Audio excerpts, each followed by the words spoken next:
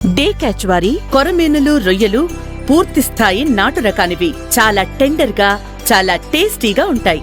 Day catch, ఏ farmers outlet. నమస్తే అండి. నమస్తే.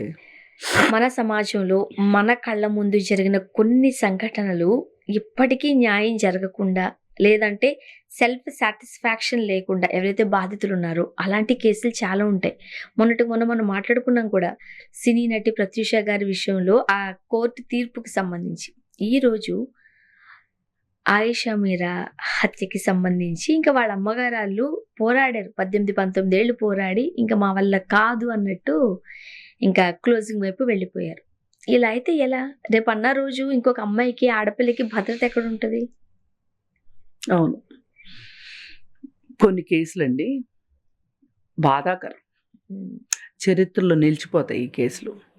ఆయేషా మీరా కేసు, ప్రత్యూష కేసు, అలాగే బాంబేలో ఒక నర్స్ కేసు. ఆమె ఎన్నో సంవత్సరాలు కోమాలో ఉండింది. కానీ అతను చాలా దర్జాగా బయట తిరుగుతూ ఉన్నాడు. చాలామంది ఆ హాస్పిటల్లో జరిగింది ఇది. తోటి నర్సులు కాపాడుకున్నారు ఆవిడ్ని. ఎంతటి మానవత్వం అండి అది. ఆమెకేమి న్యాయం జరగల.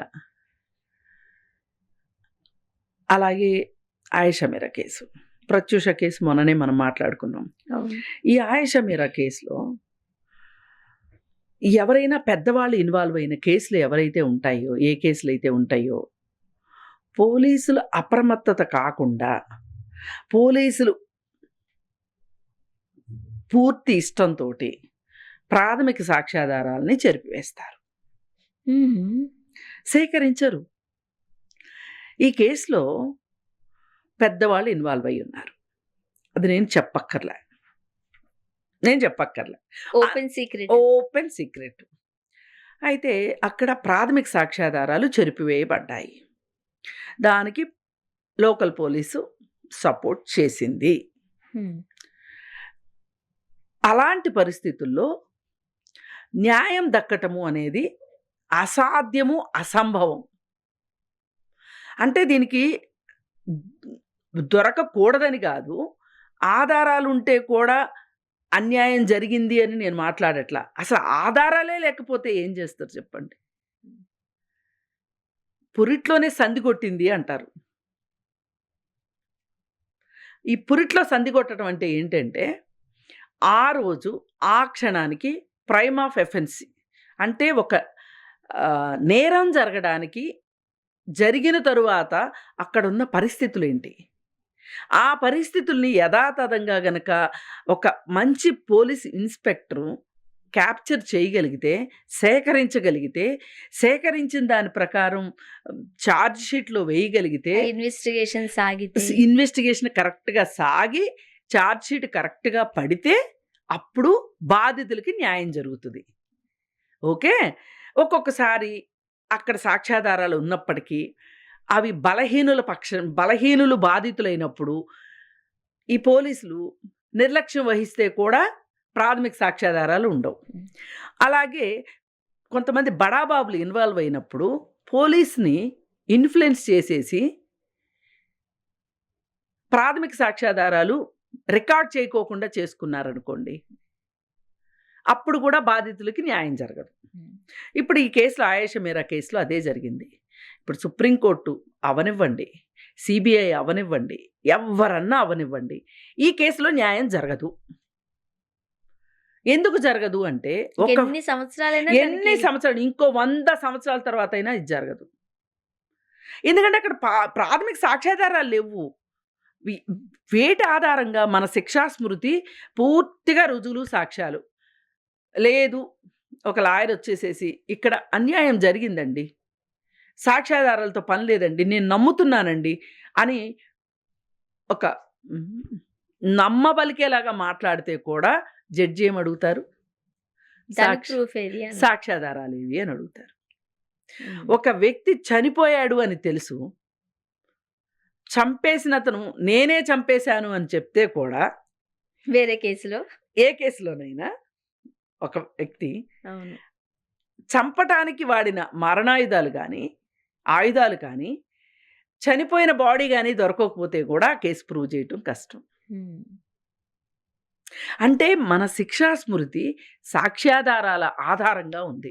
అందుకే మనము ప్రాథమిక సాక్ష్యాధారాలు ఇప్పుడు చూడండి, ఏదైనా ఒక నేరం జరిగినప్పుడు ఆ చుట్టూ ఒక గీతలు గీసేసేసి ఒక రెడ్ టేప్ లాంటిది వేసేసి దీని లోపలికి ఎవరు వెళ్ళకూడదు అని చెప్తారు.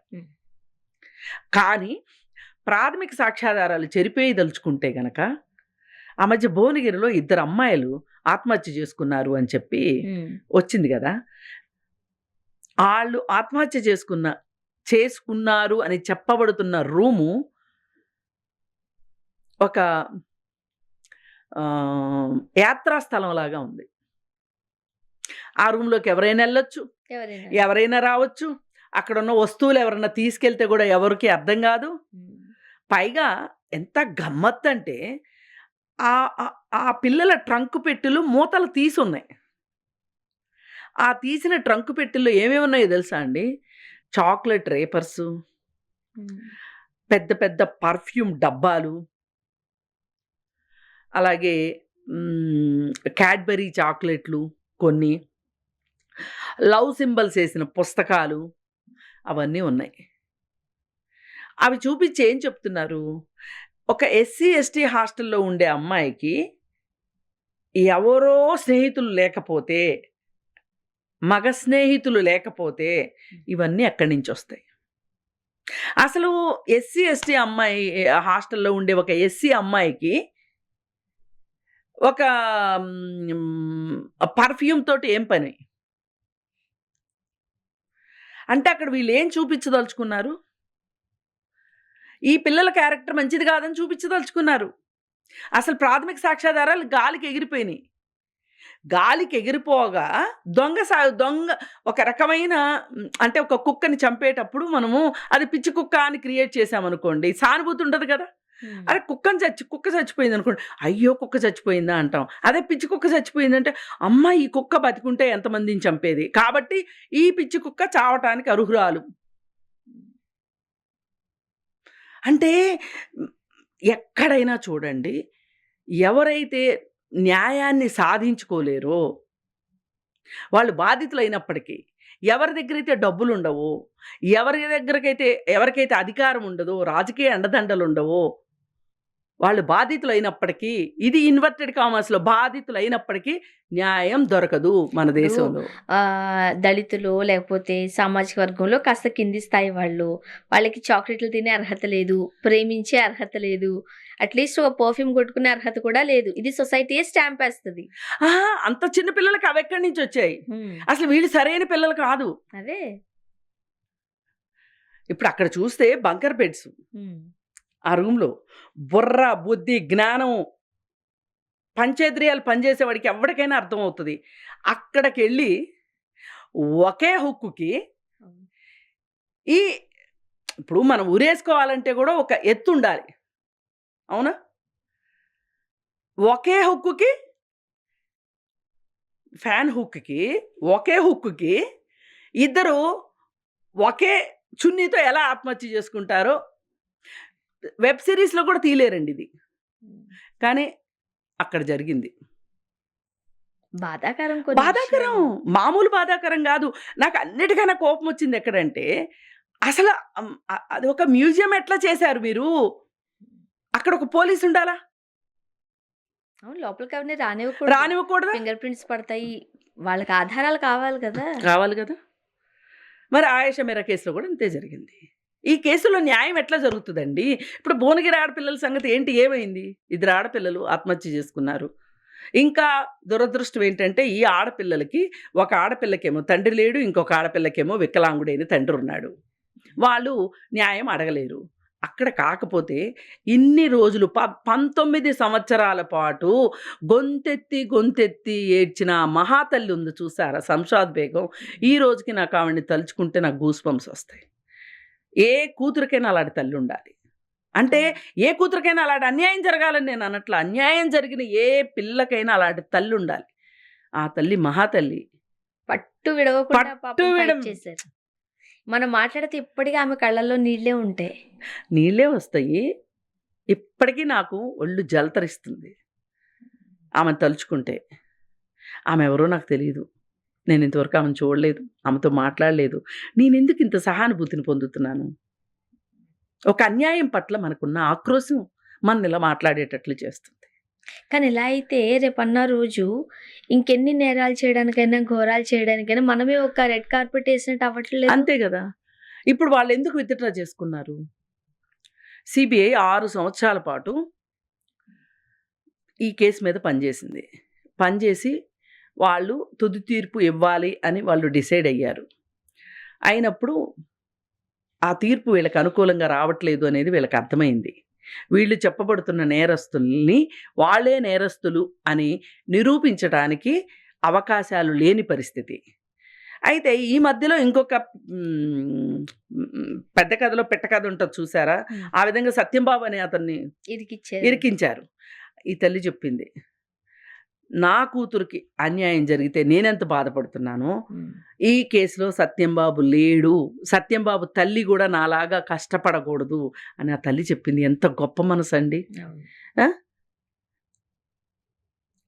ఇప్పుడు ఈ కేసులో ఈ సత్యంబాబు నిర్దోషి అని చెప్పి పోరాటం చేసిన వాళ్ళు ఎవరో తెలుసా అండి? మొన్న చాలామంది వెకిలి కుక్కలు, పాపం నాకు చాలా ఇష్టం కుక్కలంటే, నేను అనను, కొందరు వెకిలి మనుషులు, మానవ రూపంలో ఉన్న వెకిలి మనుషులు కొంతమంది ఈ జేఏసీని చాలా అవమానకరంగా మాట్లాడారు కదా. ఈ జేఏసీలో ఉన్న మనుషులే ఆ రోజు సత్యంబాబుని కాపాడింది. వీళ్ళేశారు, రిట్టేశారు సత్యంబాబు కోసం. ఇది సత్యంబాబు కాదు అని. ఏంటి అంటే సమాజాన్ని తప్పుదోవ పట్టించడానికి మేము న్యాయం చేశాము అని చెప్పడం కోసం ఒక అమాయకుడిని తీసుకొచ్చి ఇరికించాలనుకున్నారు. ఇది ఇంకా ఘోరం కదా. ఇది ఇంకా ఘోరం కదా. ఆ తల్లి అదే మాట్లాడింది, ఇది ఇంకా ఘోరం, నాకు జరిగిన అన్యాయం కంటే కూడా ఘోరం అని చెప్పి అమాయకుడిని ఇరికించడం కాదు. కాకపోతే కొంతమంది మాట్లాడతారు కదా, న్యాచురల్ జస్టిస్ అని మాట్లాడతారు. సహజ న్యాయ సూత్రాల ప్రకారం కాలమే కక్ష తీర్చుకుంటుంది అని కొంతమంది మాట్లాడుతూ ఉంటారు. ఈ కేసులో నిజంగా అలాంటివి ఏమన్నా పనిచేసి కాలమే కక్ష తీర్చుకుంటే తప్పితే ఆ దోషులు ఎవరైతే ఉన్నారో, ఆ నిందితులు ఎవరైతే ఉన్నారో వాళ్ళకి శిక్ష పడదు. ఇప్పుడు జరిగిన దాన్ని బట్టి ఇవన్నీ గమనించి వాళ్ళు ఏం చేశారంటే, ఆ తల్లిదండ్రులు ఇంకా మాకు పోరాడే ఓపిక లేదు, అంత డబ్బులు కూడా లేవంటే పాపం వాళ్ళ దగ్గర, అన్నీ అమ్ముకున్నారు అని చెప్తారు. అవును, ఆమె టీచర్ అండి, ఆయన టీచరు, ఆమె అయితే ఉద్యోగం చేసే పరిస్థితి లేదు. వాళ్ళ ఫాదరే చేశారు ఉద్యోగం, ఉన్నది ఒక పాప. కానీ నిజంగా చాలామంది అల్లుడు దుర్మార్గుడయ్యి కూతుర్ని చంపేస్తే చిన్న కూతుర్నిచ్చి పెళ్లి చేసిన తల్లిదండ్రులు చాలామందిని నేను చూశాను. అదే నిస్సహాయ పరిస్థితో ఇంకే పరిస్థితో నాకైతే తెలియదు, కానీ వీళ్ళు మట్టుకు వాళ్ళ కూతురు కోసం పోరాడారు చూడండి ఈ తల్లిదండ్రులు. వీళ్ళకి హ్యాట్స్ ఆఫ్ చెప్పాలి. కానీ వాళ్ళు చాలా బాధతోటి, ఇవాళ సమాజం ఓడిపోయిందండి. మన రాజకీయ వ్యవస్థ, మన పోలీసు వ్యవస్థ ఓడిపోయినాయి, మన చట్టాలు ఓడిపోయినాయి, న్యాయస్థానాలు ఓడిపోయినాయి. కానీ ఆ ఇద్దరు గెలిచారు.